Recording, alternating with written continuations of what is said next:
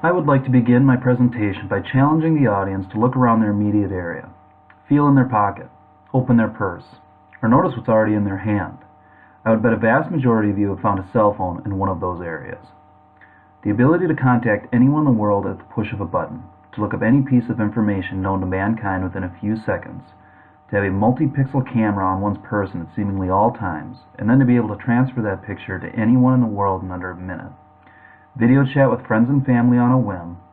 These are all capabilities that were unimaginable in the 1940s when the first mode of mobile communication was developed. However, over the remainder of the century and early years of the 2000s, all of this would become a reality with new capabilities being developed faster than most users can keep track of.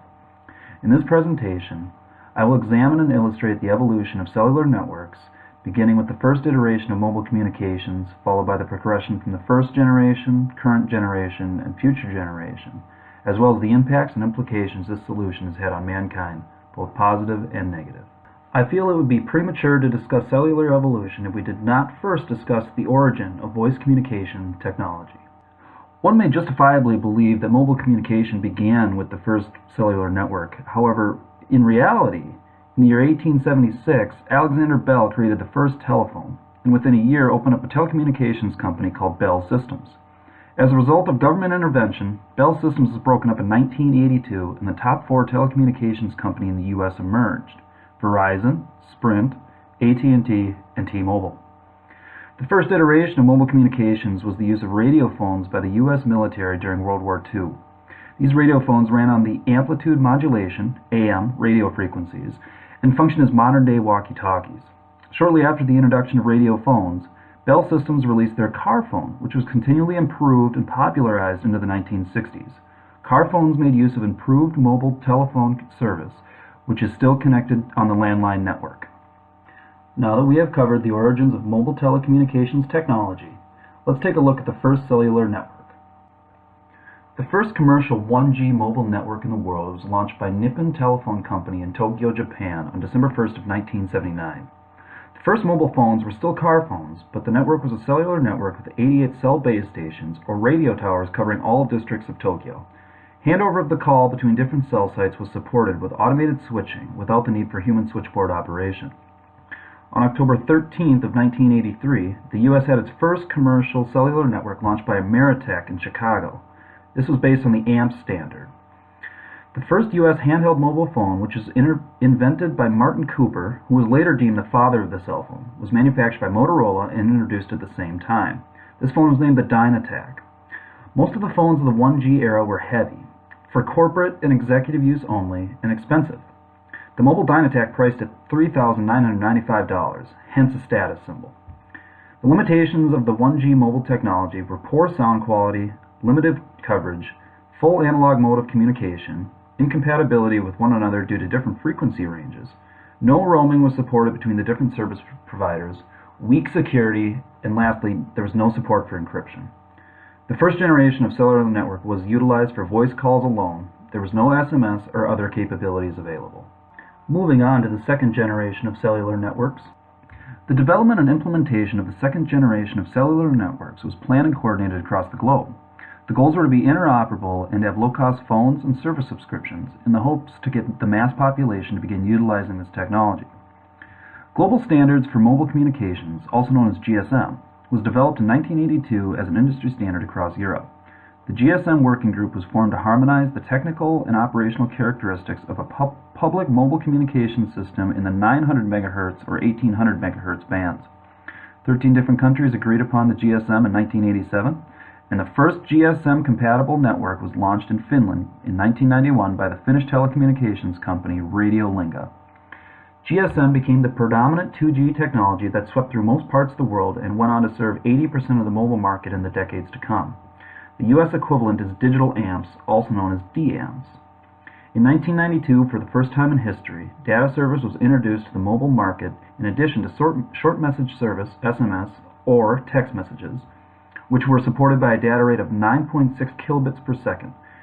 Voicemail was also introduced, both of which are very much still in use today. The first text message was sent by engineer Neil Papworth on December 3rd of 1992, where he typed "Merry Christmas" from a computer to then Vodafone director Richard Jarvis on an Orbitel 901 handset. The advantages of the 2G network, or second generation, over the first generation were phone conversations became digitally encrypted, voice signals became digitized and compressed, longer battery life on the handsets. In 1992, the first smartphone made its debut to the consumer market. The Simon personal communicator, created by IBM, launched with a price of $899.99, which translates into $1,435 in today's currency. The Simon boasted features including an LCD touchscreen measuring 4.5 by 1.4 inches, which also required a stylus to be manipulated. One could send and receive emails, faxes, and pages using the Simon, and to allow users to perform these functions with ease, the Simon also featured a notebook one could write in, an address book, and a calendar with the ability to schedule appointments. Though the Simon was the first smartphone, the Nokia 3210 was introduced to the market in 1999 and went on to become one of the best-selling mobile handsets in history, having sold around 150 million units. With its streamlined and user-friendly design, the phone became some sort of 2G icon. The 2G network was the framework for which the following 3 and 4G networks were based from, though the later generations of the network were much faster and had greater efficiency.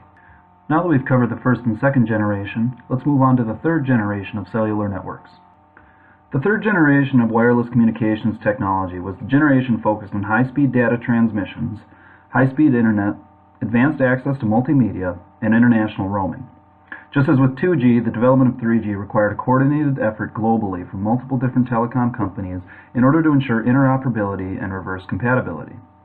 In order to do this, the International Telecommunications Union, also known as ITU, created the International Mobile Telecommunications 2000.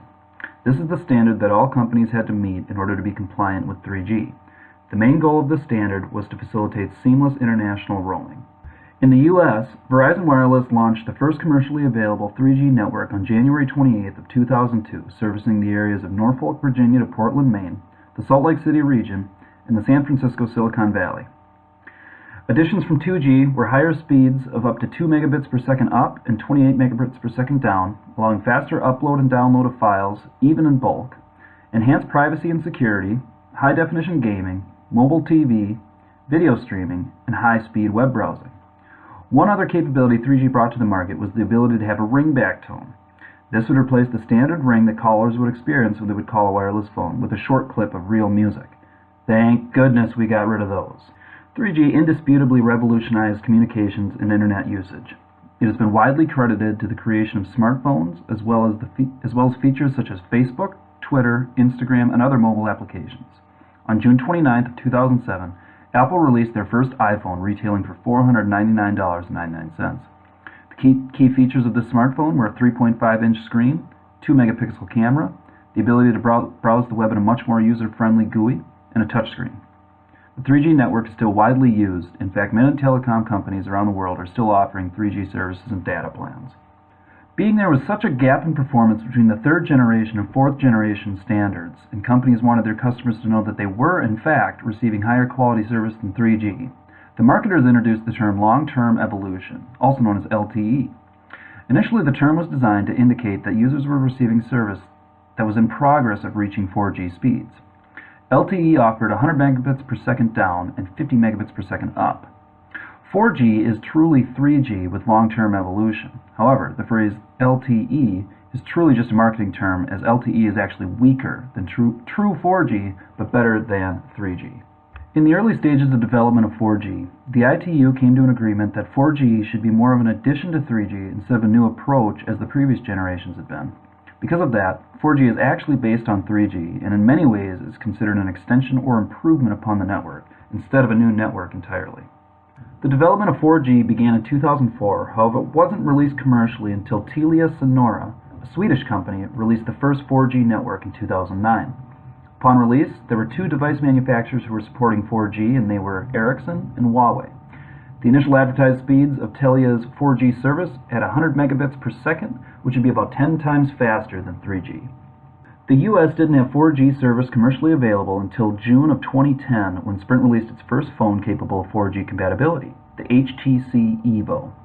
Shortly thereafter, the rest of the service providers had phones in their lineup that were 4G capable, though many phones and service providers would still utilize the 3G network when available, which is still in practice today. 4G and LTE are more similar than they are different. The main reason that LTE is considered part of the 4G service is because it only sped up the network and therefore isn't considered a separate network generation. Needless to say, 4G is a significant improvement from 3G, and its benefits are guaranteed to deliver a much improved end-user experience. Said benefits of 4G are download speed. 4G brings broadband to your devices. To illustrate, downloading a 5-minute video would only take a minute on 4G compared to 4 minutes on 3G. Cost. It was understandable that 4G used to be expensive when it was first rolled out. Now the price of 4G is comparable to the price of 3G, however you get a lot more value. Flexibility. One does not have to stick to a single network for 4G data. Nearly every mobile cellular carrier offers 4G services. Coverage. Initially, 3G used to have wider coverage than 4G, but today it is a different story as 4G services have improved over time. It is now viable for mass consumption in most parts of the world. Reduced latency. The amount of time that information would take to travel from its source to its destination and then come back again to its source is called latency. The lower the latency, the less delay for the data to be transmitted and sent back. Latency in 3G is 120 milliseconds, which is now reduced to only 60 milliseconds in 4G. That means that 4G enables devices to get quicker and more real-time responses as opposed to 3G. Now that we've covered the history and current cellular technology, let's take a look at what the future might hold. With the current state of cellular communications, it's understandable for one to wonder, how could things get any better? The promise is that 5G will bring speeds of around 10 gigabits per second to your phone. That's more than 600 times faster than typical 4G speeds on today's mobile phones.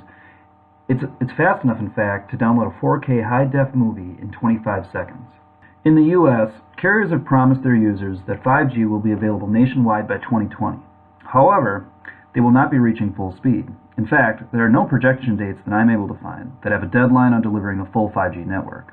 I also assume that the delivery date has been further pushed due to the COVID-19 pandemic. For the time being, companies will be constructing their 5G networks utilizing pre-existing network infrastructure, but are faster than current capabilities. 4G networks as of now are the dominant network in America, with most voice, text, and calls being handled over 4G. This is not projected to change anytime soon, with 5G mostly looking to handle data. Thus, 5G phones will continue to use 4G networks for the foreseeable future. I read anywhere from 2030 to 2035 is estimated, but 4G could last much longer than that. The idea most commonly associated with 5G is millimeter wave technology, which takes advantage of the very high end of the wireless spectrum. It's this technology that could enable those 10 gig speeds that I mentioned earlier. However, it comes with a big trade-off. Millimeter wave signals are less reliable over long distances and are easily disrupted by obstacles such as trees, people, or rain. To make it practical for mobile use, carriers will need to develop huge numbers of small access points in cities instead of relying on a few big cell towers as they do today.